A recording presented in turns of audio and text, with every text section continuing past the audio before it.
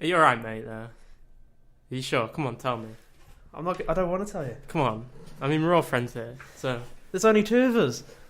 Yeah, I barely like you as it is. I mean, it's... In our world, there is only us two. In this studio, there is only us. It's a very big studio as well. Yeah. But, come on. I can see that you're very upset. So. I'm not happy. Why not? I'm not happy, Jamie. What's going on? Reed. There's this thing coming out, right? This is... what's it called, this? It's a film, right? A film? About these guys, like spotting trains or something. It's like the second one. It sounds good, doesn't it? Yeah, because I like trains and stuff. Yeah. And, like... You were really pumped to see it. I was really excited to go, and, like, I mentioned it to my two housemates, and we're really close to the two of them. And, like, how I really wanted to go, and they're like, oh, yeah, we'll go. And then, like the other day, I was chatting with them, and they said that they went and watched it without me. No, they didn't. They did. They went train spotting without you?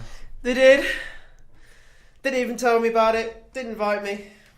Wait. Are these the two housemates that are a couple? Yeah. So... What so? Can't we excuse Where's the my fact- invite? I mean, it was probably a date, mate. To a film about heroin addicts. Yeah. A date. Well, you mean spotting trains? I don't know what you're talking about. Sorry, sorry. Another story came in. No, come on. I mean, they're a couple. They're allowed to have, private time. No, they're not. Especially at the cinema. Do you really want to be there, while watching a film? Yeah, I want to watch the film. You want to get some ice cream, watch the film? Yeah. Okay. Well, I'm just happy we got that out of the way before we fly into the show. So we can get on with the show. Right, I've got it out of my system now. Are you okay? Yeah, I'll put the tissues away now. Okay. Right. So, the show. Oh, do we have to do this? The show, yeah, we do. Oh. I mean, we've got many listeners out there. Already? Already. It's the first one. Yeah. We just got to appease our fans. Okay, fine. So, this is the writer's block. There's normally three of us, but one of us bit the dust. Yeah, we fell out already. We've fallen out. I mean, it's not even been like 10 minutes into the first show. We've already found the diva of the three of us. He's gone. Not having that, are we? We're not having that. We can't. He's gone off. We can't abide with that kind of attitude. So, I mean, we may let him back. But this. I mean, he's doing a job though, isn't he? He's got paid work on right now. Yeah, he's got paid work on right now. There is that factor. Yeah, I mean, he was like, I've got a better offer from BuzzFeed. So we're like, you know what? Just take it. Just take it. I mean, we're here, grassroots.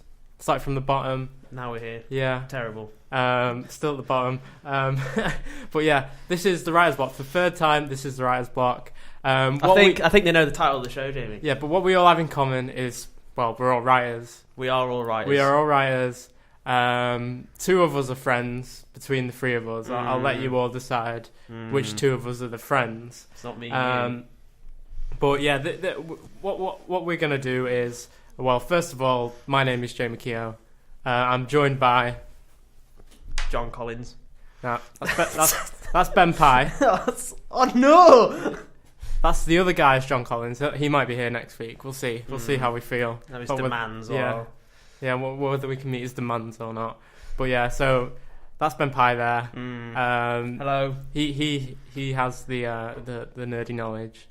I'm only here because you don't know anything. Yeah, he's actually like sitting like down next to me, in a little dog bed. In a little dog bed, like at the side here. But yeah, I mean, I wish you all could see that, but it's quite a sight. I didn't quite get why I have to be naked, even though it's radio. Well, you actually didn't have to say that. Oh, Okay, but let's spare the gory details really, because we've got a show. I don't know if you realise, but we've got like a little podcast thing that we need to do. We're currently doing it actually, so. Oh, is this it? Oh, I'd just really appreciate if you just stop pulling your weight. Oh wow. Okay.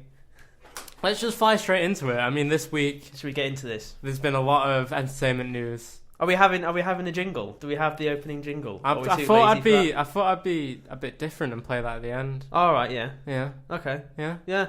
Yeah. All right, let's produce the show live on air. let's do it. All right, do that at the end. I mean, I have the skills and the power. Yeah, I've got no power. I have no buttons. You've got no buttons to press or anything. No. I mean, I've already said the name of the show at least 4 times. Oh, yeah. So The writer's block. Yeah. There we go. Come on. All right, fine. Weekly entertainment news. Are we going? Is this the first segment we're doing the news? Yeah. Okay. What should I just go through it? Am I telling you the news? Well, should I do it? Give an outline. Give like a brief outline, like bulletin headlines, like Bulletin headlines. Doing an announcer's reporter's voice. Bing bong. In today's news, Nicolas Cage attends his own fan event. That's all I've got. That's it. That's it. That's all that happened this week. Yeah. No. Oh, sorry. Yeah, you started at the bottom of the list, didn't you? Well, it was the best thing, the best till last, but I've actually started at the bottom. Yeah. Well, yeah, there's an annual fan event for Nick Cage, and they show all his films, and he turned up, and he performed a poem, an Edgar Allan Poe poem, The Telltale Heart, and it's on YouTube as well. And he does a 10-minute poem. No way. He does. I watched 30 seconds of it and then turned it off. It's good though. You're kidding me? I'm gonna get it up. Oh, right now? Yeah. Can we do that? Yeah. Or should I just keep going then while you? Yeah, you the show? just keep going. Okay. Next piece of news. Paul Thomas Anderson has started his new movie. I think I didn't really look into it at all, like any researcher for the news. I didn't really look into it. Paul Thomas Anderson, film director. Yep. There Will Be Blood. Yep. What else did he do? Who cares? Who cares? That's the only good one. Wait, no, it did Boogie Nights and Magnolia, and then Punch Drunk Love. See, it's coming back to me. Okay. We just have to give him a little bit of extra time, really. Yeah, because like most news people, I haven't really looked into any of this or tried at all because you shouldn't have done this. You shouldn't have put any burden of work onto me. But we're going to keep going and try. All right? Oh, so it's my fault? Yeah. Okay. I think he started filming his new movie. I don't know what it's about. I don't know when it's set. But it's got, I think, Daniel Day-Lewis in it. So, hey, exciting news. Yeah. So, that's as good as news as we're ever going to get. I also kind of didn't really look into this because it was very late. But apparently, speaking of superhero news, Ben Affleck might not actually be directing Justice League. Like, official now. Batfleck. No, not Justice League. The Batman movie. Batfleck is not apparently so. Batman. He's not directing it. Apparently. But is he going to probably appear in it? That's the thing. Like, if he's not... He's gonna not direct it, but he'll star in it. So, what's the point? Why not just? Well, didn't his last film flop? What was it? Live by Night? Or was yeah, that apparently it did. Flopped badly. Maybe they sacked him off. Maybe but he's gonna star in it anyway. Or maybe he was like a martyr. He sacked himself off. He was like, guys, hey, took one for the team. It's not happening for me right now. I'm a lesser Affleck. Yeah. I should just go back to acting. Yeah. Because maybe Casey will direct the Batman. Why not? Hey. In today's world. Did we mention what kind of podcast we are? Because I've just started into film and stuff. Are we doing that? Well, I've mentioned that we're all right. What we all have in common is writers, and we've got a passion for... Well, but what we're doing is the important news. Yeah, we're doing the important the relevant news, stuff. The relevant stuff that is relevant to anyone who... Anyone and everyone. Yeah. Yeah. I mean, look at this next one. This is the stuff that matters. The next one... Peter Capaldi. Shock! Peter Capaldi has left Doctor Who. He's stepped down playing Doctor Who, the Doctor. Because he's finally realised that it's terrible. Shock. I've shocked the world, listeners. I think it's bad. It's a bad show. It's terrible. I think it's bad. It went downhill after David Tennant and those people left. There's something that's always bugged me about the new reinvention, the new series of Doctor Who, is just how much time they spend on Earth. Yeah, it's a bit rubbish that, and it's all about. It's not about like the Doctor and whoever going off. Romance. It's all romance and the relationships and all this kind of. I mean, sure, have a bit of that, but let's not focus seasons. on it. Yeah, not focus on it. But yeah, thankfully, I think Peter Capaldi, he doesn't need it. No, he's just gone. What is this? Yeah, this is. He needs to go back to swearing in abhorrent amounts at the camera. I think he signed up to Doctor Who, assuming that he'd be swearing. I think we all did. That guy from the show he did where he swore all the time. Yeah. I think we all assumed, including Peter, that... I can't remember the title of that show. Well, no one can, because we're not very good. Okay, well, I'm just going to use the power of the internet. It's all politics, isn't it? I'm just going to use the power of the internet. I think we all assumed he'd just be that guy. Is it in the loop? I think it must Is that be. the film of the show? What? Oh, it doesn't matter. It doesn't matter. See, we've lost all listeners now because we've messed it up and we haven't thought it through. Yeah, well, the point I was making was we all assumed that he was going to be that guy from the Sweary Show, but he wasn't. He was just some mopey relationship doctor, so who cares? Do you want the next piece of news? Yeah. We're steaming through. We're doing good, I think. Yeah, well, I want to listen to Nicolas Cage, so... All right, okay, I'll get through faster this. the better. Next piece of news. John Cleese has joined the Justice League. You kidding me? This is news to me. As have what? I made this up? Have you made this up? No, I thought I read that apparently he's in the film. Like, as what? A superhero? Like, I don't know, like, would you think he'd be a good Riddler or something? I must assume he'll just be just some guy in like one scene. You know what I mean? Is that Louis Theroux? No, it's just a guy. He looks a bit like Louis Theroux. Don't say, is that implying that the listeners will be able to tell? We're on... I just got starstruck for a second. Yeah. Right, so John Cleese. Is that it? Apparently he's in the film. Is that... I didn't look into it any further. Well, no one else cares. Okay. Now, somber, please. Let's have a bit... some somber news. Should we... Can we be respectful about this next one? Okay, I'll just do it normal. Yeah, big news, sad news. John Hurt's passed away, isn't he? Yeah. Sad, that. Terrible. Yeah, I saw the vigil that they did in Pottermore, was it? Right. They all kind of like lifted the wands in tribute to... Don't like that. You don't like that? So nerdy. You are the nerd king. Yeah, but that's a bit... You're 94% nerd. We've already established this. No. You're 94% nerd. No. Are you telling me in that 6% that's not a nerd? That's resentment for Harry Potter. It's just a bit corny. Right. Sticking a stick up in the air. Just pay respect. It's not a stick, it's a wand. Oh my god, who cares? It's made from the point, oak. It's sad, isn't it? Because he was a good lad. Yeah. He was a good kid. He was a good kid. No, he was a nice guy. He was a phenomenal actor. Yeah, and, it was like one of those actors where he it was just when wasn't he in movies? Yeah. You know what I mean? He was just always around. He had such tremendous like character acting skills, and he had real presence. Whenever he took the frame, he held it completely, and he always looked older than he is. Do you know what I mean? Yeah, he's got a really weathered face, but he was only like in his 70s. You know, shocking. Tragic. Have you got a favourite John Hurt movie? Well, I was going to say that he kind of it was. I know you're not probably going to disagree with this, but he kind of made the Harry Potter films viewable for me. Okay. Like, so you're watching the first on that, and then he pops up, and you go, "Oh well, this might be quite good." Yeah. All right. Yeah. You see what I mean? Yeah, I see what you mean. As like I said, he's got tremendous character acting skills, and I thought, yeah. I really like, in general, I really like the film, the Tinker Tailor Soldier Spy film that he's in, and he plays the head of the circus, the spy thing. Mm-hmm. And he's like a real angry, paranoid old man. It's really good. And of course, Alien and all the other classics, Elephant Man, classic. Yeah, great guy, but it's sad that he's gone. It's just another terrible loss to the list. Yeah. Should we go into like quite a big segment? This happened quite a while ago, but obviously fans have demanded that we talk about the Oscar nominations or lack of for some people. Yeah.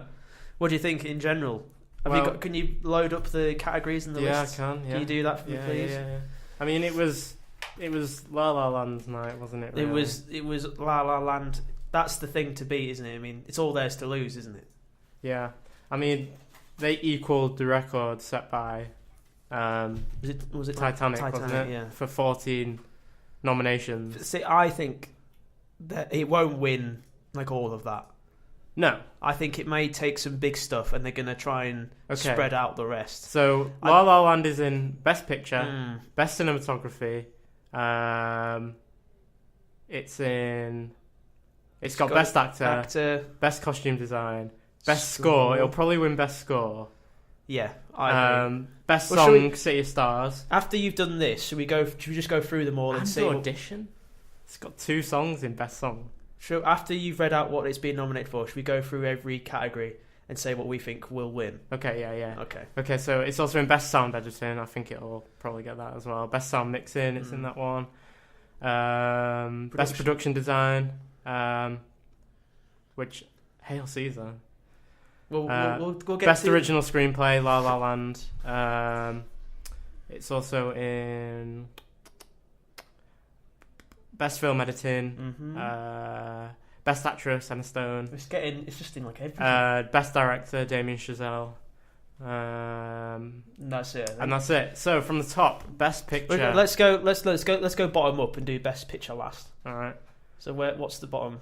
Bottom one is best makeup and hairstyling. We'll just get rid of this. Fine, give it to Suicide Squad. No, but that's a bad film. Give it to Star Trek. No, but Suicide Squad. You got to base it on the merits of the award. Harley Quinn looked fine. Fine. Did you see Normal Chris is Pratt's ascend hair in on Star a Trek? dryer. His quiff was great. Okay, whatever. Best visual effects. See, I watch things on YouTube. I watch Strange. Maybe Doctor Strange. I don't think it'll be Jungle Book. I didn't like Jungle Book. I don't think it'll be Rogue One. Sadly enough. I think it'll be Doctor Strange. Because I have to admit, That'd be fun, that. like, I went to see Doctor Strange. It was like I was tripping balls. Do you really think it'll win, though? Do you think Doctor Strange should win, but what will win? What will win? See what I mean? Like, what will the Oscars pick? Because while I agree, Doctor Strange is a good choice, but I don't know if it will win because Oscars people. Because they don't pick comic book movies. They don't pick the right choice. Okay, controversial. All right, the Jungle Book will win then. Probably. If we're going off that logic. Best director, it'll be Damien Chazelle. Definitely. It will be. Think. Yeah. Mel Gibson. I haven't seen Hacksaw Ridge. I haven't either, but I think that's more of like a kind of like a welcome back. Yeah. Than more of a you're legit in a contender kind of thing. Best actress. It's Emma Stone's to lose, I think. I mean, I haven't seen any other of the films nominated. Yeah. But she was great in it. Yeah, and everyone else is like Emma Stone, so why not? Best live action short. Never seen any of them. Don't care. Best film editing. I mean, again, like La La Land didn't really have any kind of like revolutionary editing, did it? I didn't think so. I mean, I can't really remember much. I don't think Hacksaw Ridge will have. I mean, that's just the. I mean, how do you judge editing? Or maybe how edited in terms of like for La La Land, how it seamlessly goes into the songs, like the big dance numbers. Okay. So we just give it to that. All right. Best supporting actress. I think it's the 2-horse race. This one, right, between Michelle Williams and Viola Davis, because Viola Davis did the classic thing where she spat and was snotting all over the place. So that's like a. People are like, wow. Yeah. She needs a tissue. Yeah, give her the Oscar to wipe her nose, kind of thing. Best animated short, not really. I think I saw Piper. Was that a bird on the sea for like one of them Pixar films? No, I don't know. Who cares? Yeah. Best animated feature. I think Zootopia will get it. It's a fun film. Maybe Moana. Give it to Moana because that's all like, we're not white and it's something different. Give it to that. But Zootopia tackles the same issues, really. I mean, it does they're good animals. representation. Yeah, but no one cares, Jimmy. All right. Best adapted screenplay. I've only seen her. Will it be Fences again? Yeah, let's give it to Fences. I mean, Lion is the Dev Patel thing. I haven't seen that. If it's not Skins, then who cares? Best original screenplay. Look at that. Give it to The Lobster. Give it to The Lobster. Yeah. That's what should win. I mean, La La Land will get it, I think. But The Lobster, how... Man, that's great. How much more original do you want to get? That's such a... Like, I never would have... If I had to predict what they would choose, I never would have thought the Oscars would have picked The Lobster. Classic. That should get it. Yeah. Moving on. Best production design. Hail Caesar. I'd have to go with Hail Caesar. Hail Caesar all the way. Because La La Land had elements of the kind of like the Hollywood set, but Hail Caesar was just... It was good old fun. It was old-timey 50s fun. Great. That song. What, the Channing Tatum tap dance one? Yeah. Wow. Did you like that, did you? Yeah. Men in the Navy outfits. Well, no, I was surprised, actually. Like, by how attractive they all are. By... their nice butts. The choreography. Yeah, the choreography. Like, especially if, like, it was... all learn it, the brothers who... Because they've never done that at anything like musical before, have they? The Coen brothers, yeah. They've got into it, they like it. Yeah, they like a bit of that. Anyway. Best documentary bit of that? short. What does that mean? What was that? Alright, moving on. I haven't seen any of the. I've seen the White Helmets actually. Was that good? I mean, it was pretty sad, but I mean, Give it to that then. Moving on. okay. Best sound mixing, La La Land will get it. Fine, give it to that. Best sound editing. Give it to Deepwater Horizon. Why not? That'd be great. Best song, City of Stars. Well, all the way. Audition, because I remember I took Rachel to see it. Oh, here we go. Last weekend. We've made it 20 minutes in, and he's brought her up finally. And she was commenting how that was the only song that she. Which one even was that one? Or you know the one where she gets invited with the two people in front of her. Yeah. That one. No, it's City of Stars, man. But I'm gonna go for audition, right? I'm gonna go for audition. I'm going City of Stars because I'm gonna judge the people who are voting on these can recognise when someone's singing and when someone's kind of like talking. But City of Stars, it's got the best score, La La Land. Best costume design. I mean, Fantastic Beasts had all the Prohibition kind of like 1920s. Yeah, American. Give it to that then. La La Land, I don't know. You know, it had its moments where it, you know, the some of the dresses were lovely and. But like, this is because I don't do costume design. This is what kind of puzzles me. Why isn't things like Star Wars nominated for costume design? They've created new looks. Yeah. Like La La Land, all of these films are all based from in our reality, right? In our history. So it's just clothes that we've already seen. I don't know, like I feel like in things like Rogue One, they've created new outfits, brand new stuff that we've never seen kind of before. So why isn't that? Maybe it's the way in That's why I think because Mad Max won for stuff like that. Because it was all new and built out of stuff. I don't know. And this is all just suits. Like I don't get it. It might be the fact that maybe they're using costume design not as the practical side to it, but it kind of like, I don't know, tells you about the characters or the plot. Yeah. But La La Land, I don't know. I mean, they were, you know, that first song, the one where they were talking about going out, someone in the crowd. Yeah. And they had the girl in the green, the yellow, the blue, and bright colours. Yeah. And they just look like Teletubbies. Well, yeah, it's called La La Land. I think that was a running joke. Yeah, it's called La La Land, and she's dressed in yellow in all the posters. Best actor. Oh, it's Affleck's to lose, Casey Affleck to lose. But I think because Denzel Washington just won one at one of the big awards. I think it was the SAG Awards. Right. I think that was a bit of an upset because everyone thought Affleck would win it. I'd love Vigo to win.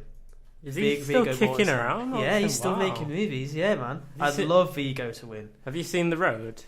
Yeah. God, it's great. Did he get nominated? Very for that? gritty. I assume he got nominated. I think it's the kind of thing John would like. Yeah, I think Affleck will win it, but it's Gosling and Denzel are close behind. Okay, best foreign language film. We've left the EU. No one cares. Yeah, we can't get into this debate. Best documentary.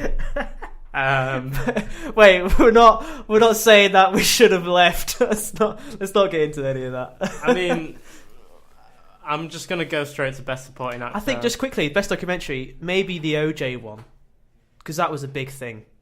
Yeah, the OJ Simpson stuff. So maybe that. Okay. Best supporting actor. For this one, I think the front runner is this bloke from Moonlight, Mahershala Ali. You think? Mahershala Ali. Why not Dev Patel? I said it's. I mean, if it's not Skins, then he's got the most. He's probably got the most coverage here. Just give it to Jeff Bridges. Best cinematography. I think La La Land again had some very, very, very nice. Maybe then Moonlight compositions, really, like the opening score, the dancing on the cars, the bit where they're flying in the auditorium. Yeah, I love the bits where it's like you said, it seamlessly transitioned away from, like, especially when they were playing the piano and they kind of like the spotlighted everything, and the way it kind of like seamlessly transitioned from what the reality, but also to what Ryan Gosling thought could have been. Yeah. So I'm going to go for La La Land again. I'll go for Moonlight or Arrival. I like Arrival. Best picture. Here we go. So now, Jamie, can I throw something at you? Yeah, go on. The Oscars used to have 5 Best Picture nominees, Right. and now they've pushed it to 10. Right. But if you count, there's only, I think, 9. Yeah. So there's a film missing. Right. What would you put as the 10th? Right, so I'm going to answer your question with another question. Oh my god. Basically, because this is just me showing my ignorance. Oh god. What is this literally just like a set piece from a film? Like, or is What do you mean? Like, how do they judge Best Picture? Apparently there's some weird algorithm that judges it. Like, that's why the algorithms determine that there's 9 this year. No, but like some rubbish. What makes a good picture? That's what I'm asking. Like, what do the Oscar people like the most? Like, I don't know. Is it? But what I'm asking is it just like like the composition of the frame, like the mise en scène? Is it in focus? I have no idea. I have no idea why. Well, like a few of them, I would nominate some of them for Best Picture. You know what? The question, what I'm trying to lead you towards is, should Deadpool have been nominated For Best Picture? Because everybody's moping about Deadpool. I'm just throwing it at you. What's your opinion? I mean, I wouldn't give Deadpool a Best Picture nomination. I thought it was fine. See, I think if Deadpool wins an award, then the whole point of the film is moot. Because it's never took itself seriously. You give it an award, it's going to have to start taking itself seriously. I think it should be. The irony in this is that it should be nominated for every single award, but not win a single one. Yeah. It should have got the most Oscar nominations ever. Yeah. It doesn't win a single one. Yeah. Yeah, that would have been funny. Yeah. I love the bit in Deadpool in the opening credits where they have the written by, and it says like the real heroes, doesn't it? The real heroes go here, and I was like, yes, thank you. Yes. I mean, Deadpool was one big laugh riot. So no, really, it shouldn't. It's a good film. It shouldn't win anything. But I mean, what's your pick for Best Picture then? I mean, I still don't understand like what I'm judging it on. I mean, again, La La Land had some really beautiful. It's either La La Land or Moonlight. I think is going to get it. But I kind of know what you mean. Like, why them and not any others? But, yeah. we haven't seen half of them though. They might be the best films of the year. Well, that's fine. So is that it? We finished? No, I'm just counting like I mean, so we think La La Land is going to win at least. It's going to get quite a few, I think. It's definitely get quite a lot of the technical stuff. It's got all the stuff to do with sound. I think the songs, sound editing, sound mixing. Yeah. It will win. Get best director. Actors and actresses, I think. Yeah, probably. Then I think maybe they'll give Best Picture to somebody else. Yeah, just to be fair, because it's like like when you're at like primary school and like one kid was like getting it, and you just kind of like. And I think there is like a kind of political, social factor about the whole, don't nominate all the white people kind of thing. Yeah, I think there is that element, and they kind of want to please everybody. I mean, like. I'm waiting for the like anti-Trump speeches at Oscars, or I just can't wait for these rich people that don't get affected by any of this to tell me what to think about Donald Trump. I mean, it's great to have high-profile people on a cause that divides people, but I think that the talking on like the discussing big issues or commenting on what's going on in the world should be in the films and not at the award ceremonies through the actors. Because let's face it, actors are basically husks to be moulded, right? And are you going to trust the opinion? Just burning every bridge with potential guests. Are you going to trust the opinion of a chameleon? Someone who shifts and changes all the time. Oh. See, there we go. Hey. They've got no allegiances. That's decent. Yeah. Right. So we transition from We're transitioning the awards for. Does YouTube have an awards? It's got nothing worth winning, mate. I reckon YouTube has an award for like what? Best channel? Yeah, stuff like that. Well, they do all the diamond play buttons and the ruby play buttons. That's not an award. That's like a well done. You've got this many subscribers. Here's a big brick. Yeah, that's not made out of diamond. But yeah, the reason we're going on to YouTube now is basically good channels, movie related channels. Yeah, I just thought maybe it's worth a mention because we've got one end of the spectrum. We're talking about AAA films, feature films at the Oscars, but then also we've got the sheer amount of like good content that's generated on. Because YouTube, it's got silly kind of cat videos and all that kind of rubbish. But if you're a film fan, it's a font of knowledge. Yeah, and you're one of the many listeners that enjoy this show. Hit me with a channel. I think the best film kind of analysing channel there is. If you want to know about film and get how is this done? How do filmmakers do that? There's a YouTube channel called Every Frame a Painting. Have you heard of this channel? No. You haven't. Seriously? No, but we go in different. We move in different ways, Ben. Jesus. We follow different. But you're okay. Well, I'll tell you about it. Tell me then.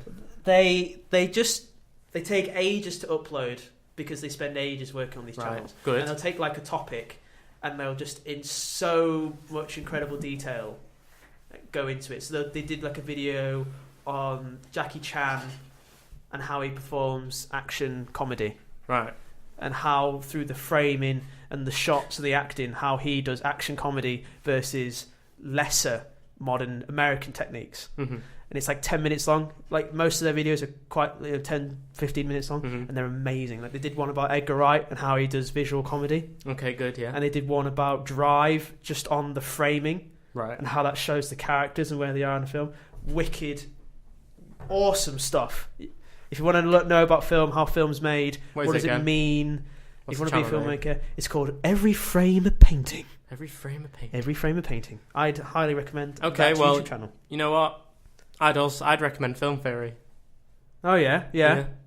I mean, it's slightly gone off. It's gone off. They do loads of kind of things, don't they? Go in and out. Well, basically, it's less of the technical aspects and more of the theoretical aspects. Because didn't they do one about how Oscars get picked? How they pick a film for an Oscar? Didn't that do one recently? Yeah, they do all sorts, but mainly the things that I find the most interesting are the philosophical readings of films. So they did. I'm just off the top of my head. I remember them doing one about Breaking Bad. Kind of like they did one about Deadpool as well, like the anti-hero complex, and they also features different kind of like guest contributors. One of them is Frame by Frame. Oh yeah, who he does the practical readings of film. So he did a really good one on found footage horror, and he did a really good one at Halloween as well about. I think it was called like the scariest thing is the scariest part of a horror is the things that you don't see. Yeah. And he used films like Let the Right One In as a Jaws. good example of how to really freak out your audience without showing them anything. Jaws, yeah. He did another good one on Fury Road. Oh yeah. Which is basically him demonstrating how the director of that film, I forget his name. What? Mad Max? Yeah. George Miller. Yeah, how he is basically a masterclass on how to direct action when everything's going on around you. You need to keep, there's so much to look at.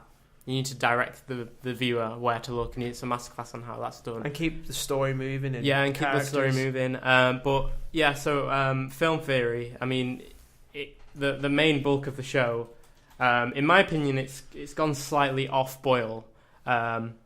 Lately, because he started to look at like things on YouTube. He started to do theories for YouTube videos. Oh right. He's done stuff on Harry Potter, more Voldemort than. Is it just one guy? It's just one guy. He originally started doing game theory stuff, so theory for video games, but he's gone on to do things like I mean, he does ridiculous videos like how drunk is Tyrion Lannister. Yes. And he actually goes through episodes counting milliliters of wine. How to do a Kamehameha if you're interested. Did you what? Yeah. You stopped it speaking English. Yeah, What happened? From Dragon Ball Z. Oh, okay. Like how to actually do a Kamehameha. Nerdy I could have films. done with that information when I was in primary school, when I was trying to attain Super Saiyan level Trying to make 3 friends. or whatever. Yeah. Anything else really? No, I think we've both recommended a YouTube channel. What's one each? I mean, Screen Junkies is another one. Cinema Sins. But hey, for a bit we've of got fun, there's really. other weeks to talk about them, Jake. Screen Rant, all sorts of stuff. This is the frame by frame. His most recent one, Why Shyamalan Twists Suck and Work Sometimes. Speaking of Shyamalan, are we going to go watch a Split today? Is that happening? Okay. I've just been. This right here on is it's denial in its Okay. purest form. Okay. I mean, we don't just watch YouTube, do we? Though I do. you just watch. Yeah. Okay. Uh, well, I don't. Oh, okay. Okay. Oh. So, I mean, I would really like to talk about what we watched. Hmm. Like, have you watched anything in the past month? Oh, or... and speaking of things like films and television, yeah, should they we exist. do a jingle? You want to do a jingle? Should we do a song for the different bits? I mean, we can do a song if you want. Do you I want to mean, do? Have you got a song of the week? Yeah, I've got a song. Well, I meant like, should we just make up a jingle for the segment? Oh, do you want to make it like freestyle? Yeah. Oh, it's a film and the television. What have we watched? Oh, it's the past week of life, and we watched some stuff. Okay. Oh dear. Take it away. Should I just go through it? Just go through it. I watched a film called The Witch. It might have a longer title. Look at my shirt. Well, I can't see it. Oh, for God's sake! I've got to stand up. Oh, look! Is it a witch shirt? Oh, it's the it's the goat. I saw this film when it first came out at the cinema. Oh, did you? Oh, Yeah. that's cool.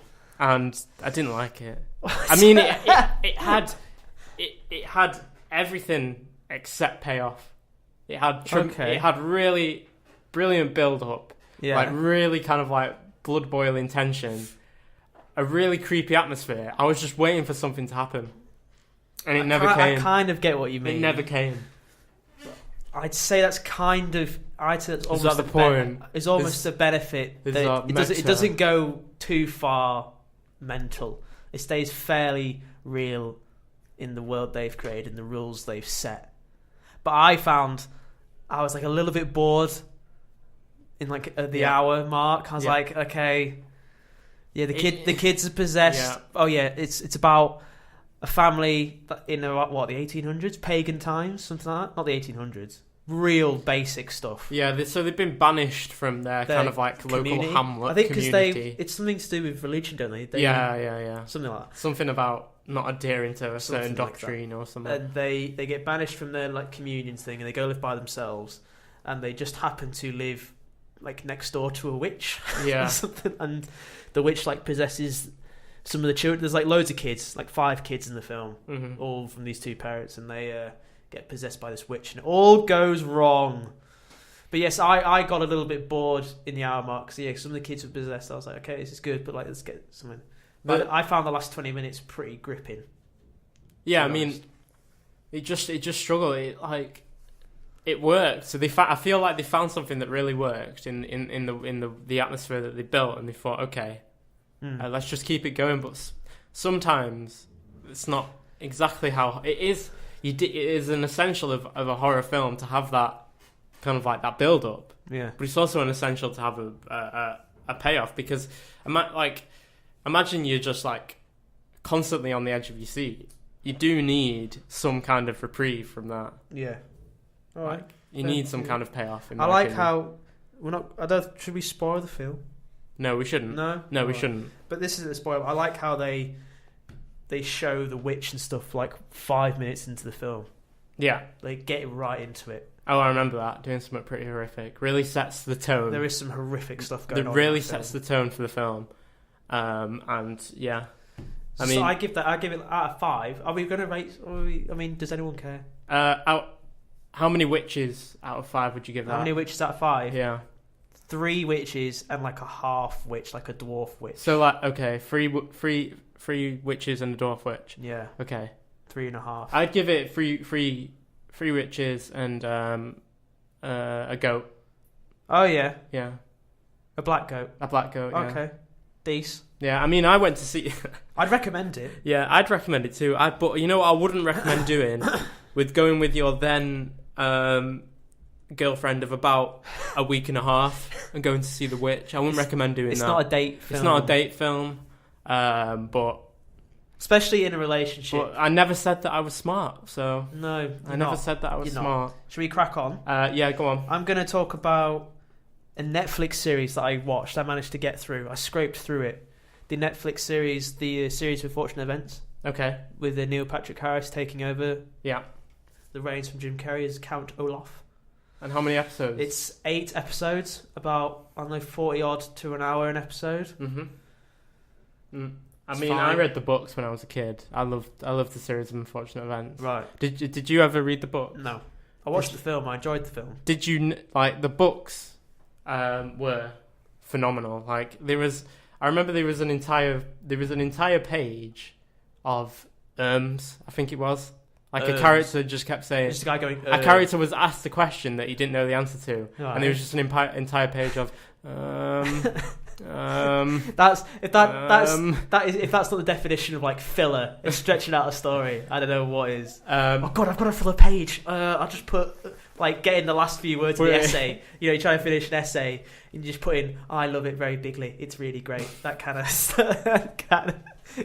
Just putting in So But I thought, have you seen it? Did you watch it all? Did you watch it at all? The series? Yeah. No. Okay, great. Because I'm so precious about the books. I'm a big fan, so I kind of... do you like the film? No. Do you not? I didn't like the film, no. Oh, I liked the film. Oh, see, I've not read the books, though. Yeah. I thought the film was fine. What about Jim Carrey as Count Olaf? Was he... Yeah, fine. You did a good job. I thought the show was fine. I thought it was okay. I give things... If it's a TV show, I'll give it like a 3-strike rule. Right. I'll give it 3 episodes. And then if I don't like it, I'll get rid of it. Right. So my time is precious. And, I've only got one class a week. Did it? Well, at that point, I couldn't decide. Okay. When I thought, well, then if I watch a 4th one, then I'm halfway through, so I might as well just keep going. So I just ended up watching the whole thing kind of begrudgingly. Right. I thought it was just all fine. I think the writing is better in this than the film, but I think the actors are better in the film. Ooh. Neil Patrick Harris is nothing compared to Jim Carrey as Count Olaf. Right. He does his best and he tries to differentiate himself, but it's nothing. And there's just some times where, there's just some times that it genuinely really annoyed me because it set itself in a world that's fairly kind of real, quite a bit like our world. But then they'll give the baby, because her thing is that she bites. Mm-hmm. But they get in this. It's fairly real, but then they give her a rock. You know what a rock is like. You can't really bite a rock. Yeah. Right. They give her a rock, and with her 2 front rabbit teeth, she winces it down like a sander into a smooth pebble. I was like, what just happened? What just happened? At that point, Ben, give up. That was like 10 minutes Ben in. will sit through Star Wars and all that stuff, but if Lasers. a baby whittles down a rock to a pebble, But no, the too difference. far. See what the difference is. We don't know what a lightsaber is like. Yeah. But we know what a baby is like, we know what teeth are like, and we know what rocks are like. And you can't whittle down a rock to a smooth pebble. Enough. But this is the writer's block. We do not endorse objective realism. I do. Okay. So all I'm saying is we sit through films that are, we know that some of the things are impossible. I hate it when people are like, that won't happen. And it's like, well, it just did. But that really wouldn't happen, well, though. It just did. Well, it wouldn't. It's ridiculous. Right, come on. But then, I kind of enjoyed it because at times people would say lines that I found hilarious, but I couldn't tell if the show was deliberately being hilarious. You didn't want to laugh because... I was laughing, but I wasn't sure if I was laughing with the show because they deliberately made something funny, or they just had a line and I thought it was really funny because they did it in a real deadpan manner. All right, well, how many unfortunate events out of 5 would you give it? Like maybe 2 and a half. 2 unfortunate events. 2.5 unfortunate events. Yeah, maybe 3, scraping into like third. a car crash and then a murder. I'd give it a burning house. Right. 1. I'm trying to remember what happens. 1 wedding. Is that unfortunate? Is that an unfortunate event? Well, yeah, signing your life away. I don't think... And one house on the edge of a cliff that falls That apart. perfectly segments into Get Better Date. Oh yes, the next one. Right, there was a show on Channel 4. It was called Scrotal Recall.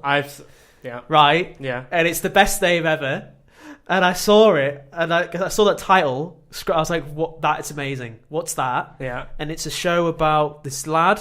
He's about mid-20s, 26 or whatever. Gets an unfortunate event. Yeah. He gets chlamydia. And he has to backtrack through tell, all the girls. He has to tell all his previous I sexual saw that. partners that I've got chlamydia, go get yourself checked. Yeah. And every episode is the current storyline and flashback in to that girl he was with at the time, and how it kind of fits into the current storyline about this girl who he's friends with for years, but he obviously really likes her above all the rest. And I watched the first series. I really enjoyed it. Yeah. I really liked the show. Did you watch the show? I watched it. I watched the first series. Yeah. I mean, it was very E4-y. It's very E4, classic. It's very E4. Kind Good of like it's quirky. good. It's good. Good humour. Yeah, it is good humour. It's not hugely kind of crappy, stereotypical romance, soppy stuff. No. It's quite modern, and it's quite real in terms of like, these people would, in our world, they actually speak like that. You know what I mean? Yeah. These characters speak like regular people. And it's got Antonia Thomas, an actress I really like. She's in Misfits. Because I think I watched it kind of a bit like because of her. Because she's in it, so maybe it's quite good. Because I really liked Misfits. And then it got moved to Netflix for a second series. Did it? Yeah.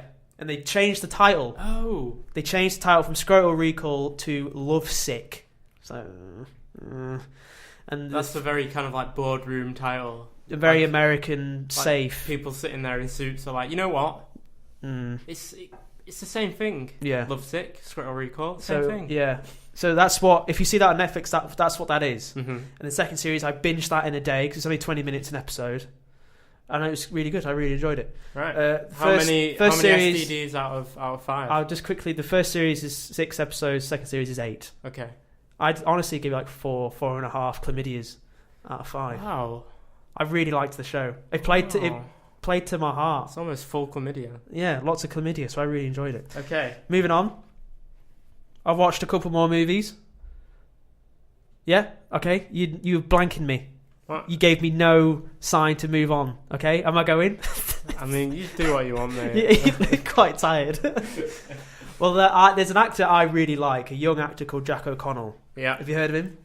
Skins. Starred Up. We were raised on Skins and Misfits. Of course we were. That's what kind of like inspired my love for writing. If you're in your mid-20s and you've not watched Misfits or Skins, like, what? I don't know. They probably had a life or doing? something and friends. Oh yeah, maybe. But friends are shit anyway. I really like Jack O'Connell, and he's in a film called Money Monster. Because I've got Sky at my house, so I watched this film. Oh yeah. Yeah. Well, I've got a car. Oh. And you've got a girlfriend. Yes, he's in a film called. I? No, he doesn't. There's a film called Money Monster, directed by Jodie Foster, starring George Clooney. Is it Emma Roberts?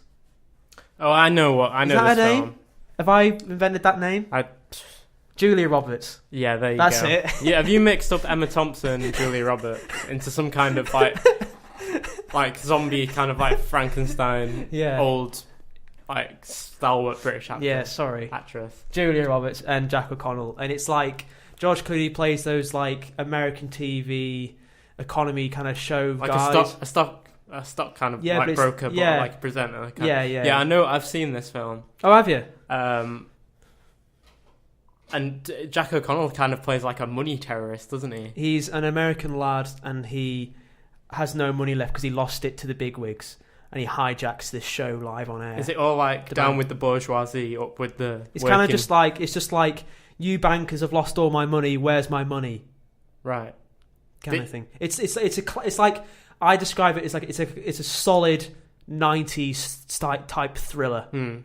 Like it needs Denzel Washington in it. It like like the Mel Gibson. Is it Ransom? Yeah. Like it's a solid thriller. Right. It's pretty fast neck pace from start to end. Right. I thought it was a real fun time.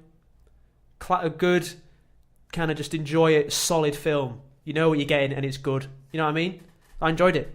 I'd recommend it. Solid 3.5 out of 5. How many Jack O'Connells? How many Jack O'Connells? 3.5 Jacks. All right. Okay. You What's know, next? I watched over the Christmas holidays. I rewatched a film called Get Shorty. Awesome movie. Highly recommend that one. If you like things like Pulp Fiction, that kind of dialogue, classic John Travolta, Gene Hackman, Rene Russo, Danny DeVito, awesome. What a cast. Yeah. Then they made a sequel called Be Cool, Right. and I watched that. I've seen this one. What do you think of it? I really liked the scene where they did the pretend prison riot. I think that was the only point I laughed. What are you talking about? What?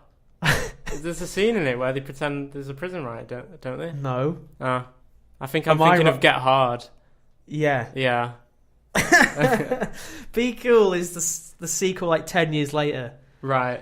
Well, Get Shorty is about John Travolta is a Shylock. He's like a guy who works for the mob, and he decides to get into the movie business Okay. and become a movie producer. And Be Cool is about him leaving that and becoming a music producer. I mean, the skills are transferable, really. And it's one of those films that sadly was plagued by being out in the early 2000s, because that's a grim period. Yeah, no It's one bad- had money to bad go to the fashion. cinema. Reebok shoes, trackies, terrible music. And that film is sadly plagued by the terrible what was going on at the time in the early 2000s. It's a pale imitation of the previous film. It's really just not as good, sadly. And it's got Uma Thurman and John Travolta in it having a dance scene. Okay. And it's like, it could have been, Pulp Fiction, that's really great, but it's not. Although it is quite sexy, but So how many pulps out of 5? just, I don't know, maybe 2, sadly. 2 pulps. Yeah. Okay. Watch Get Shorty. Look, Maybe not Be Cool. I mean, we've been too retrospective. We've been looking back. We need to look forward. Look forward. We need to look forward. You want something proper, modern, up to date. I want some new. Something so new it's almost not even out yet. I want something you're excited for. Well, that's not this. Most anticipated movies of 2017. Ben. Oh, okay, we're gonna do that. That's what I'm looking for. Okay, yeah, all right. It's the new year. We've got new movies coming out. I mean, it has been for a while. Oh yeah, but we started late, haven't we? Yeah, we started at the end of the first month. We're late bloomers, guys. Yeah, we're tired. Um, We got up late to the party, and we Yeah. thought we'll get this out of the way now, and we'll talk about some of the films coming out and what our top, what I'm most looking forward to. right. But when I say I'm most looking forward to, I'm trying to lower my expectations for these. I'm gonna throw in a few as well, Yeah. but So I'll do my top 5. yeah, go for Yeah, it. I'll go from 5th to 1. And you have to do it very enthusiastically and filled with spunk. Yeah, so my At fifth number 5. number we 5 have, is just this film. nothing It's a special. film called Logan. Yeah, I mean, it's the guy's name, so. It's just I don't know what it's about. It's just this. I mean, it's a bad title. It's just this guy. I mean, who cares? I mean, Logan. the title tells me nothing about the character other than his name. Yes, I don't know. It's just this guy moping around in a limo. Yeah. So, he's got. In a limo. He's a superhuman. He's got claws that stick out his hands. That's pretty good. Right. Logan, X-Men. Yeah. It's like it looks like something's gone wrong. It looks a little bit post-apocalyptic. Yeah, it does, yeah. Something's gone off. Well, that might just be Australia. It could just be anything but English weather. Like, you know what I mean? Yeah. Like anything that looks sunny and is a little bit deserty. It's just kind of confusing to me. Because we live in a really rainy place. Yeah. You know, so, I mean, it looks post-apocalyptic, but it could just be a sunny area of another country in Australia. So we don't really know. Yeah. I don't think it's been confirmed. I mean, we're not allowed in Europe anymore, so. No, we kind of got kicked out, you and me personally, didn't we? Yeah. So I think, judging by the trailers, this looks pretty solid. Yeah, it looks. It's kind of a departure from like happy Marvel go lucky. What I really like is that they're not doing the terrible end of the world. We've got to save the world from the big thing in the sky, from the blank villain. It looks like a real character story. Like, personal, kind of like a little personal tale from his perspective. Yeah, it just looks like a really small indie movie. A really small indie movie. You know what I mean? That kind of budget. Yeah. About this old guy, these two old guys, but they just happen to have superpowers. Yeah. So I think, and the girl obviously, and there's a girl who also has superpowers.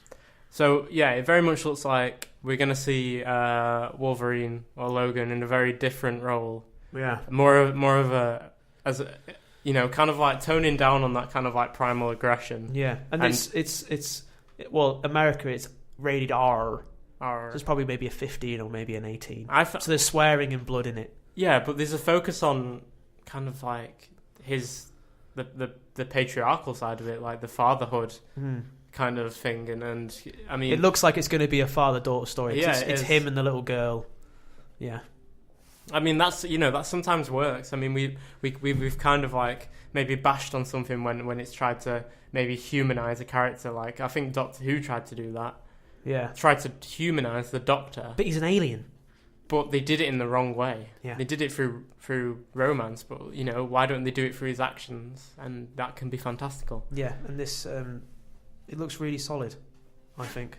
Blade Runner 2049. Are we going to jump straight into that? Yeah, we're jumping straight into that. What's your opinion on the first Blade Runner? Have we talked about this? Well, you know, it's an iconic film. You like it, don't you? Yeah. All right, good. Iconic. I love the first Blade Runner. I mean, like, whenever you're in like a creative writing class or a bloody script class or whatever, somehow like they managed to drag Blade Runner into it, and they managed to get that monologue in it that isn't actually a monologue. It's just it's a couple sentences, isn't it? But it's Tears in the Rain. It's brilliant. It's iconic, and the film itself is it's kind of like a real science fiction mind bender. You know, like. It asks you like questions. It makes you question your own humanity or whatever. It's great. And I'm hoping that 2049, set 30 years later in the same story, same characters. I'm hoping it's more of the same. Really, I just don't know what to expect. I don't know what the story could.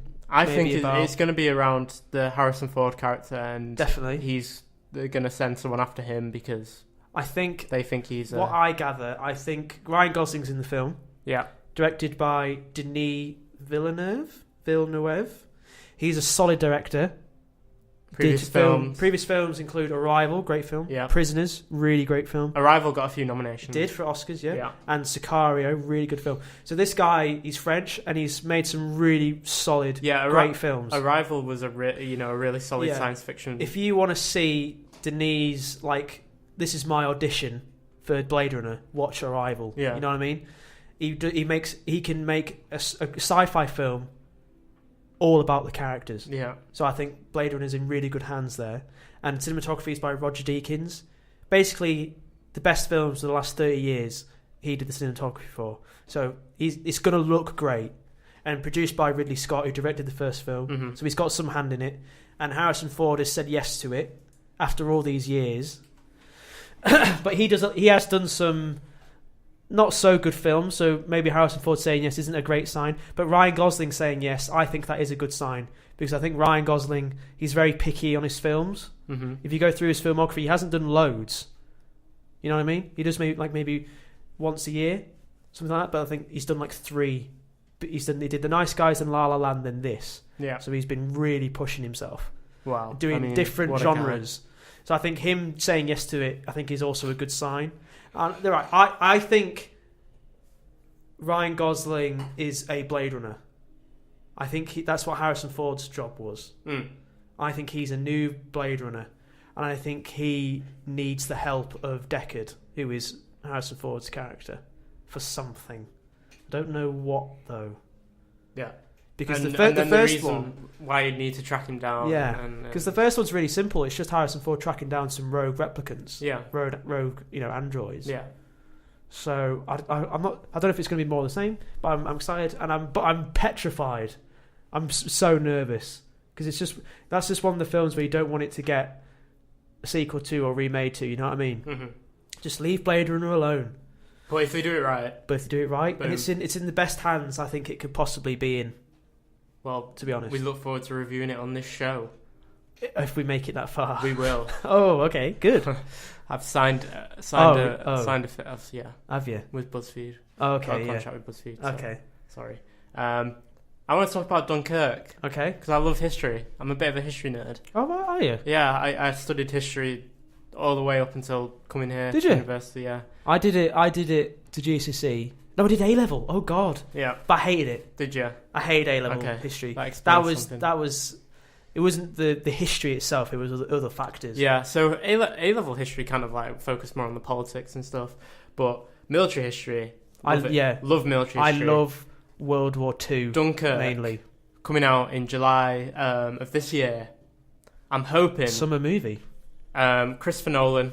He's back. He's back, obviously, of Batman fame. Batman, Memento, yeah. Inception. I'm Dunkirk, and I'm looking at the poster. Okay. The palette is the same, like from some of the Batman films. Blue and orange. Blue and orange, and just darkness. I think a bit of green. Yeah, dark. The palette's the same, so I'm expecting a moody.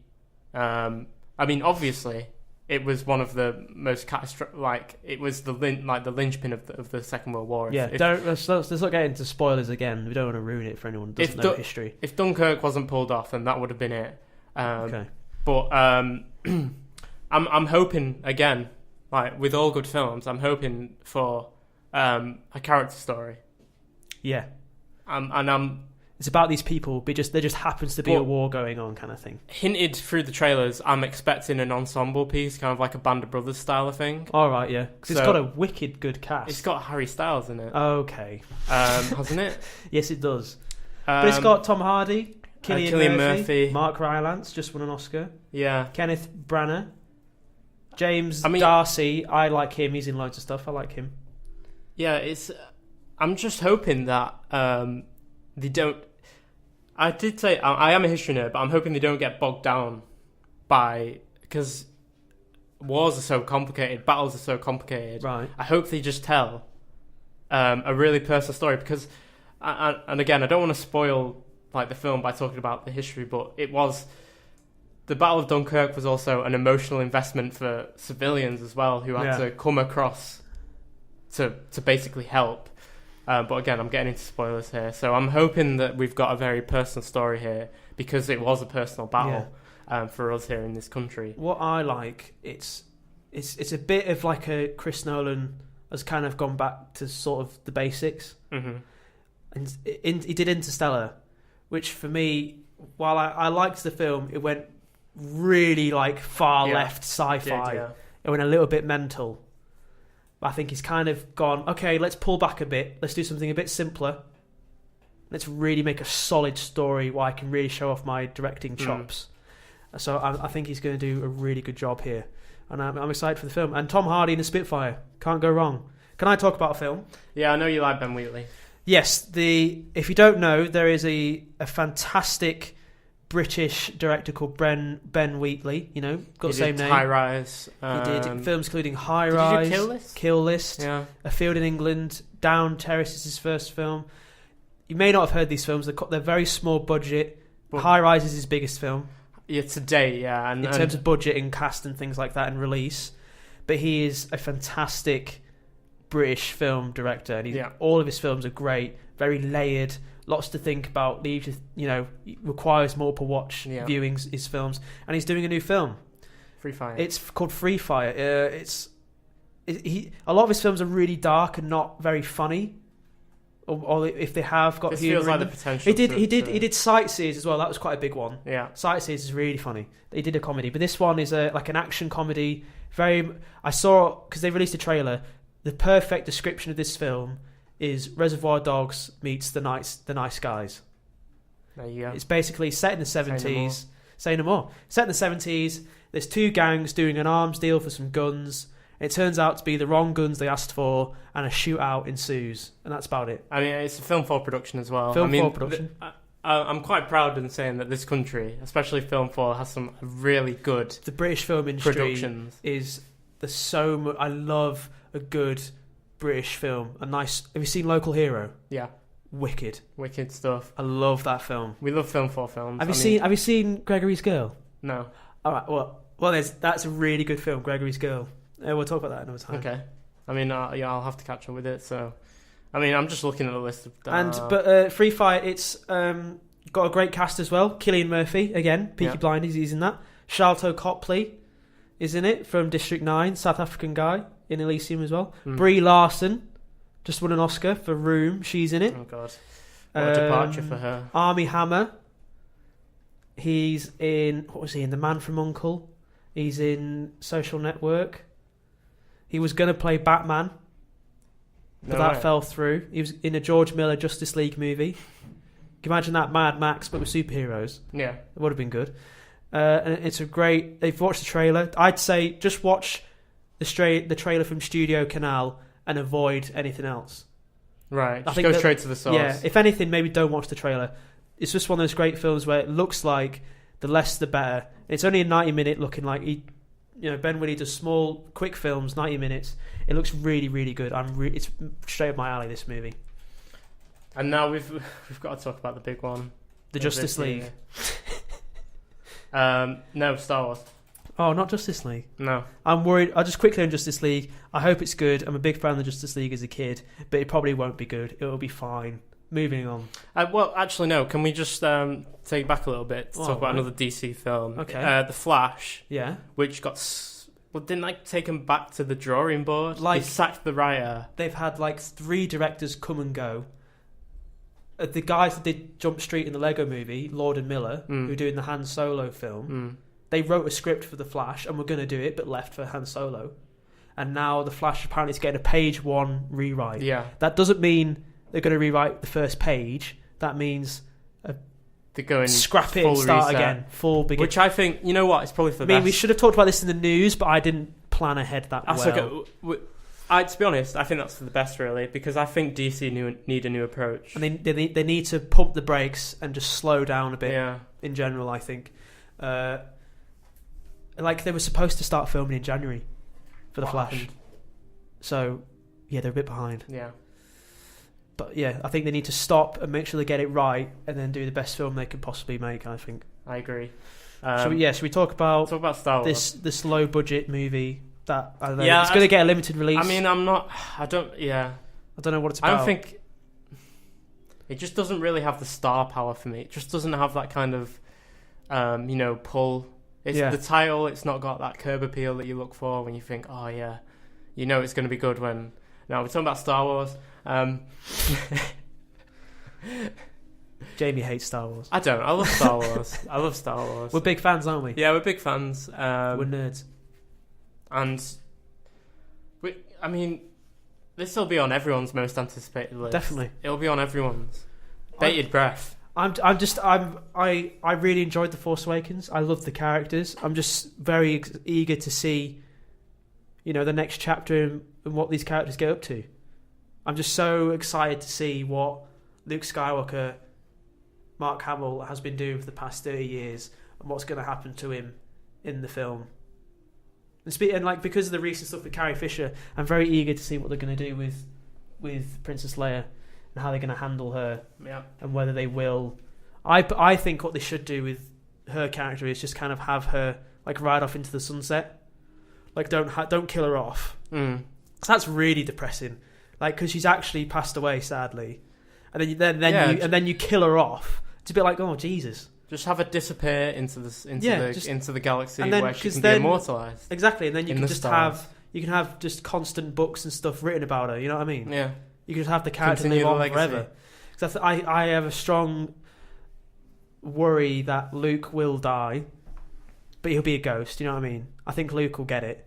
Yeah. I think they'll keep Leia alive, because if they killed off Leia and killed off Luke, then we've lost the original guys in one swoop. That'd be rubbish. Chewie's still there. Yeah, but he didn't say much really. And I want Lando.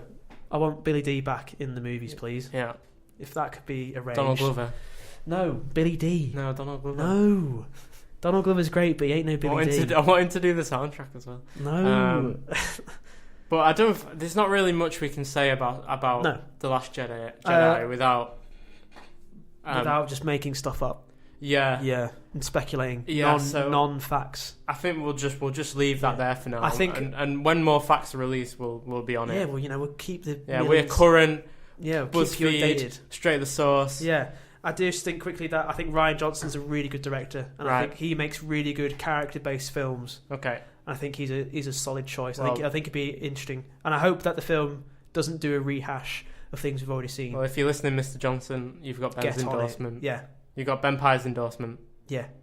Speaking of endorsement, I'm going to endorse Ben Pye now. Oh, what? And say that his dating profile has reached new heights. If God. anyone's like tuning in or this is the first time listening, then we do a weekly segment because Ben is a lonely, lonely boy. What is this? He's a lonely, lonely boy, as you couldn't already tell because of his ridiculous amounts of knowledge on things that just wouldn't get him anywhere in a bar or anything like that. Madness. So I'm generous. I'm going to try and help him out the best I can. This is terrible. And we're going to get Ben a date. That's the segment. Is this the segment? Are we going to have a theme song? Are we going to make up a jingle for the thing? Oh yeah, Ben is very lonely. Oh, okay. He doesn't have any prospects. Oh. As far as love is concerned. Okay. So we're gonna help him get Ben a date. Yeah. So every week we go to our very ever reliable BuzzFeed, Our sponsors, and we go to their quiz section because if you really want a good understanding of someone's character, then you have to quiz them. Especially BuzzFeed. They do fantastic quizzes, Jamie. Yeah. The best stuff. I mean, if you want to know about yourself, I think BuzzFeed. we found our winner. Will tell you. We found our winner. Are we? What's the quiz today? So far, we've God. we've already established that Ben is 94% nerd. Yes, BuzzFeed quiz is very precise. They give very accurate readings. We've analysed his cinema-going habits, and we've come to the conclusion that he's an optimistic perfectionist, whatever the hell that means. And then just last week, we found out that he was more of a Monica than a Rachel. I was 66% Monica. 66% Monica from Friends. And now this week we are going to find out if he's an introvert or an extrovert through the mediums of Disney decisions. Okay. So first up, pick a Disney princess BFF. So we've got Ariel from Little Mermaid. The Last Mermaid. You geez. idiot. Belle from Beauty and the Beast. Yeah. And then the other one from Mulan. And then that confused me a little bit. I was like, what? And then Pocahontas. From the film The Indian Runner. Yeah. So which one of these would you most like to have as your friend? I mean, this is your best friend for life. Isn't one of them a fish? Isn't that what that is? Yeah, pretty much. So you're not going to be able to really hang around with her that much. So you may want to take that into consideration. Who's got the best prospects? I mean, doesn't one live in? So one's a fish. One lives in the woods. Is that Pocahontas? The woods. Doesn't she live off in a tent in the woods? I mean, be careful. Well, is that not what happens in the film? Am I wrong? I mean, I personally would put you with Belle from Mulan because she's feisty. Yeah, I was going to say she can handle herself. She's feisty. She'd be up for a laugh. She's got a rich dad. She'd probably drink you under the table. Okay. And beat you up. I think you look for that in your friends. Yeah, all right. I think you look for that kind of like corrosive relationship. Let's do that. So let's go for her. Who would be your sidekick? Timon and Pumbaa. Okay, Timon and Pumbaa. What about Pascal though? No, I'll tell you why Timon and Pumbaa. Because when at home, me and my school, we went to watch The Lion King live in the West End. Nice. Yeah. Proper the proper show. I've seen in that London. show as well. It's good, isn't it? Do you want to know where I've seen it? Manchester, New York. Oh, yeah, get out as a school trip. Oh, my school's better than yours. Fine, whatever. Right, you're having Timon and Pumbaa. Yeah, because when we watched it, everybody realised that me and my friend Fergal were Timon and Pumbaa. I was Timon, so always Timon. Okay, next up, which prince do you want to fall in love with? Oh, okay. Naveen, Aladdin, Li Shang, or Eric? Who's Naveen from? I'm not entirely sure. Is Eric the Little Mermaid? Yes. Is Li Shang's Mulan. Mulan, and Aladdin's Aladdin. Yeah. Let's go with Aladdin. I like that carpet. You like that carpet? And I like the girl he's with. Which villain are you throwing down with? Throwing down. What? I think means fighting. A rap battle. No, you fight. Yeah, you rap battling with them. Maleficent, Ursula, Scar, or Hades? I mean, Scar is a lion. Hades is a god. Ursula is a fat woman. And Maleficent is Angelina Jolie. I think I've got the pace to maybe knock out Ursula. You know what I mean? Like I think she'll be slow moving. And I can get in some gut punches. You've got that dexterity to get around Ursula's massive gut. I think I can whip around, in her back, get her kidneys. That'll take her 5 minutes to turn around, and then I would have knocked her out a little bit. So I'll go for Ursula. Right. Not that we endorse beating up fat women. Pick a Elastigirl. Disney parent. This is your parent. Okay, so but Elastigirl's quite attractive. Yeah. All right. Okay. King Triton, Mufasa, Mrs. Potts. If she's being my parent, I'll have Mufasa, please. Okay. You got that kind of like really inspirational dad. Yeah. Going for you there. Yeah. Which Pixar world would you want to live in? The world of Toy Story, which I think would be awful to live in. Oh, really? Yeah. Okay, we'll go through them, then I'll. The world of Monsters Inc. also awful to live in. The world of Cars would be terrible to live in. Finding Nemo, equally as terrible to live in. I'd argue Toy Story is probably the least terrible to live in. I disagree. I think it's Finding Nemo. Because Finding Nemo is just our world, except fish can talk. Toy Story, your toys will rebel against you if you're bad. No, but let's Monsters Inc. Monsters are real. But I'd say Finding Nemo is the least threatening. It's not specifying, right? I'm taking this as verbatim. That I'm just going to be transported, as I am now, to that world. And in Monsters Inc. Oh, what, you'd be a fish? Yeah, no, I'd be a human drowning. Oh. Or I'd be a human surrounded by cars. Drowning.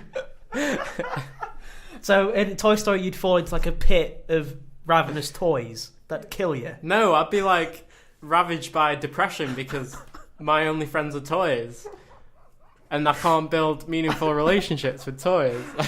You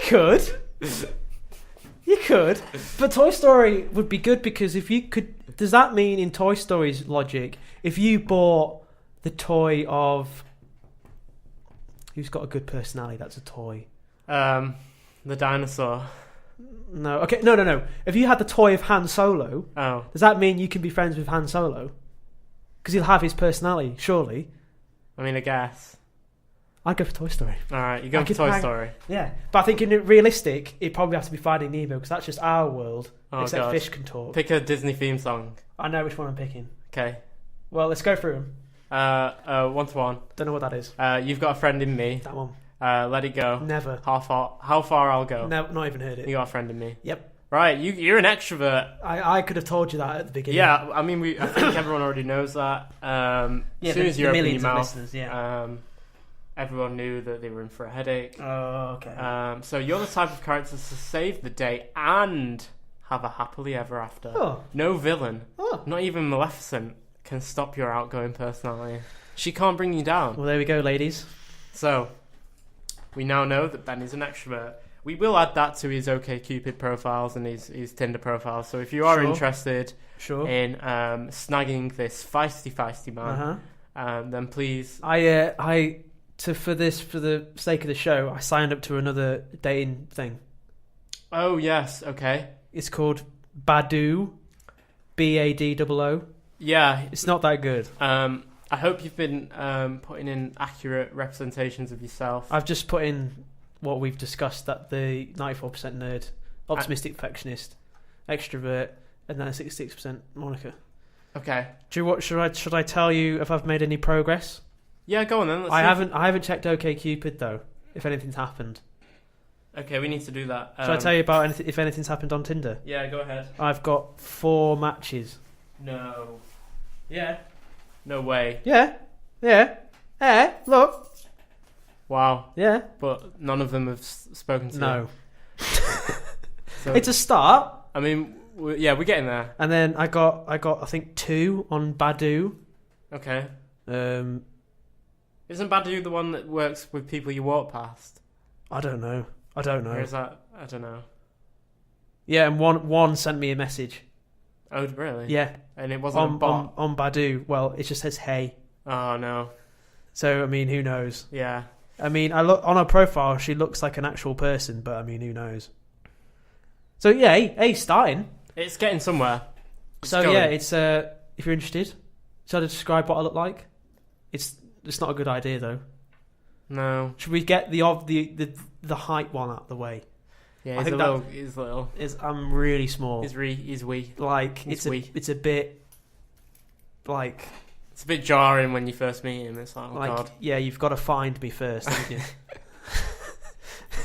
I'm not at high level. Yeah. Eye level, sorry. You've got to like kind of work to find me. So I mean, it's an investment. I'm like 5'3", 5'4". I don't know. What we should do? We should actually work that out. You should measure me. Oh, you're yawning. Okay, I'm sorry. I'll stop talking. Yeah. But if you find my profile on, it's just Ben Pye. I don't know. I mean, send him like a message saying like, if someone listens, could they just send a message saying I listened to the show and you told me to send a message, even if you're not interested? No, we should make it more fun than that. It should be like a code or something. They should send like, I don't know, like just send him a message going caw caw. Why? Oh my God! Why would anyone send a bird signal on an internet site? That's terrible. Well, at least we know they've listened. Hey, well, that's a good point. And it's not at all a coincidence unless you've like matched with a pigeon or something. How do you spell caw? K-A. K-A-A? K-A-W. Caw. What? I thought it was like car. No. So it's like K-A-K-double-A. No. Car. No. Okay. This is why I'm the brains of the operation. So what? K-A-K-A-W. Yeah. Car. Yeah. It's a silent W. Oh, is it? Yeah. Jesus Christ. Yeah. Right. What's happening now? I mean, we can talk through a couple more movies coming out, and I can talk about a show that I watched, and then we can wrap up with a couple more films. I mean, yeah. Yeah, sounds good. Yeah. Yeah. Can I just quickly bring it back to TV? Can I talk about a show that I watched called Riverdale? Go for it. It's currently on Netflix, weekly episode. So every Monday or whatever they release an episode. Mm-hmm. The first episode's come out. It's a thing based off a thing called the Archie comics. Archie, I don't know what that is. It's probably just like an American kind of American comic. It's not. Would it be like a Beano? It sounds like it. Yeah, I've seen a few pictures and it looks like that.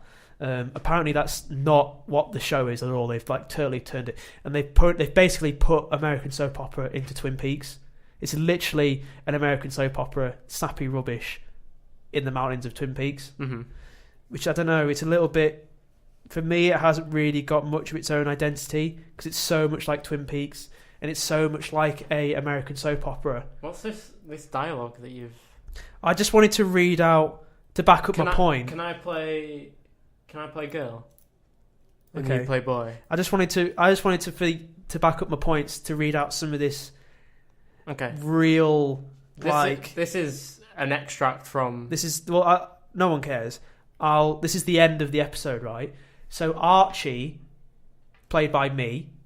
Right. I am best friends with Betty, played by you. Oh no. And we're at school together, right? But over summer, Jamie, look at me. I've got really fit over summer because I've got really muscly. Oh, like I've been working. Like, am I into that? You now are. Oh, because your gay best friend said, "Get with him."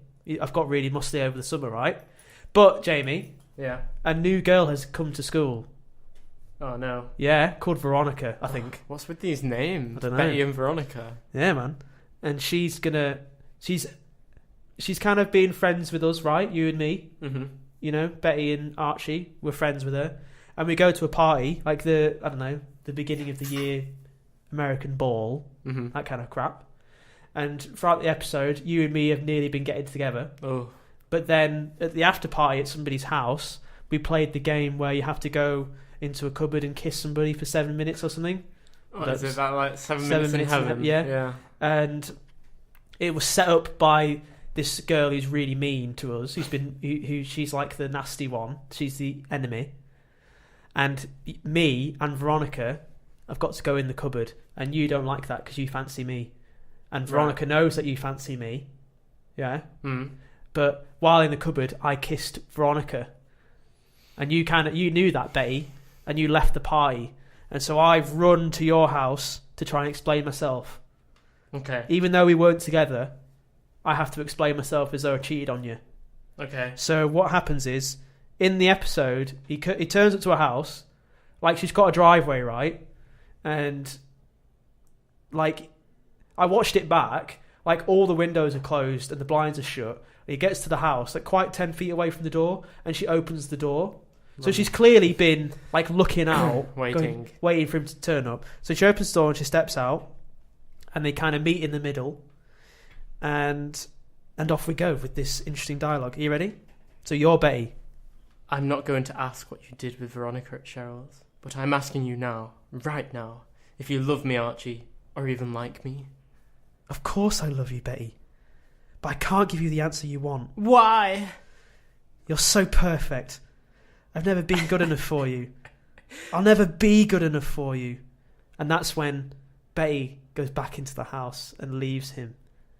And then the voiceover goes, and so it wasn't one heart that broke that night. It was two. What? Like, I've not watched the episode. That is word for word dialogue from this. Like, isn't that just the most...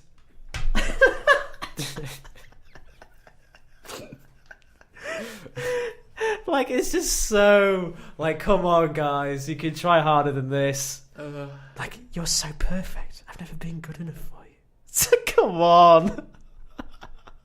So, on that note... On that note... Watch Riverdale. It's quite funny. And watch Broadchurch. I ended up watching that last night again. The first season. Okay. It's really good. I mean, you go from Riverdale to Broadchurch. I was eating a korma. I thought I would just watch Broadchurch last night. I ended up watching like 4 episodes in a row. Is that what you do? You just get a very mild curry and you just watch a very mild show. It's pretty good, but it's horribly depressing. I don't know what happened. I was enjoying it though. It was a good show. On that note, I think we might actually wrap it up here. For the first episode. That's why I said on that note. Jesus God. I mean, you can tell already that Ben's trying his hardest to undermine my authority here. Oh, he's trying his damnedest. What are you in charge? I mean, I've got all these buttons in front of me. Okay, I can press them. And you are the first name on the channel, on our YouTube channel. Okay, so we've got... Should we promote ourselves? We've got a brand new YouTube channel. We're going to start branching out into the annals of YouTube. I mean, yeah, we've got to, why not? I mean, people demand it. I mean, if you're watching this on YouTube anyway... Thank you. Then you already are here Comment, anyway. like, and subscribe. I mean... Right. Why every YouTube channel says that, yeah? Yeah.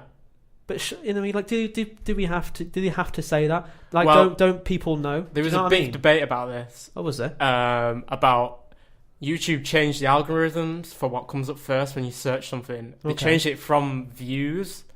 They changed it from total views to views per click and to the amount of likes, which meant that clickbait became a thing. So people would put up pictures of stuff not related to it. So when you clicked on it, but then you clicked off, it still counted as it having a view. And it goes up on the ladder, kind of thing. And also likes and stuff. I think it's still like that. They might have changed it again to being like the amount of time that someone stays on a page.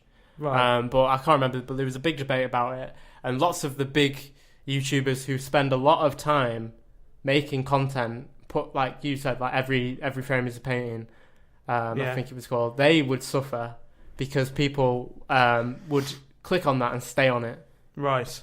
So they would suffer as opposed to clickbaity things. So we should do... Are you saying we should do a clickbait title? I'm saying that we should... No, we should, like, change the thumbnail to, like, I don't know, like some...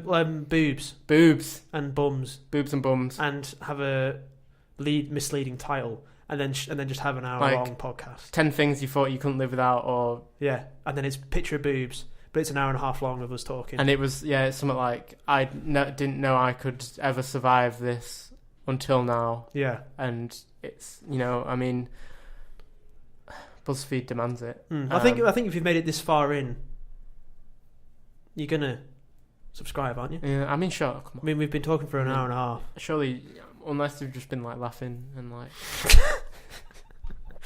Or it's just us on different accounts. Yeah. But I know if I listen back to this, I'll enjoy it. So shout out to me In the future. listening back to this. Yeah. So, if you're listening, future Ben, send in a letter. And just be nice. Mm. Be nice to us. Yeah, send a comment. Should we... I mean, we have no following. Should we say, like, if you want to send something in, do we do that? Or should we just wait till we get some sort of following? Because no one's listening. I mean, we do have the capacity to produce any form of radio audio-based entertainment that you want. So if you've got any kind of like radio drama, a monologue, a short story, poetry, anything like that, a bit of dialogue that you want us to say on air or record and produce, we have the recording facilities capable to do that, and we'd love to do that and kind of like expose young writers, new writers, or whatever.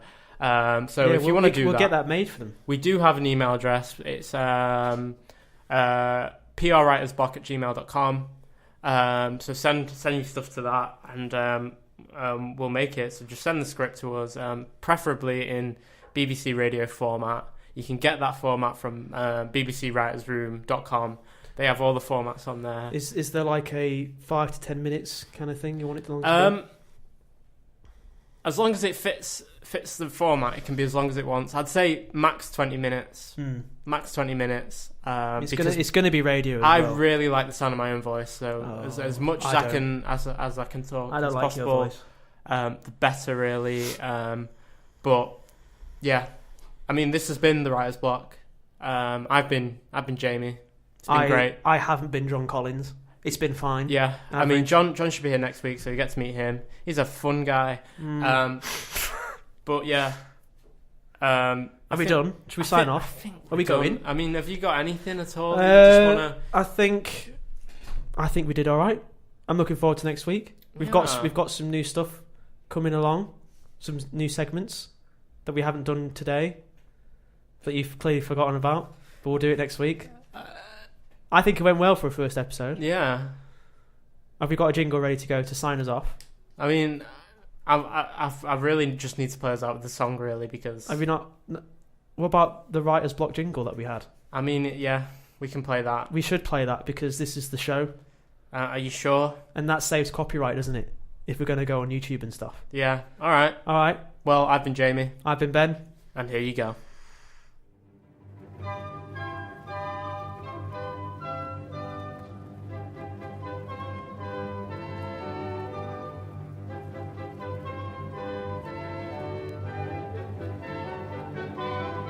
You are listening to the Writer's Block.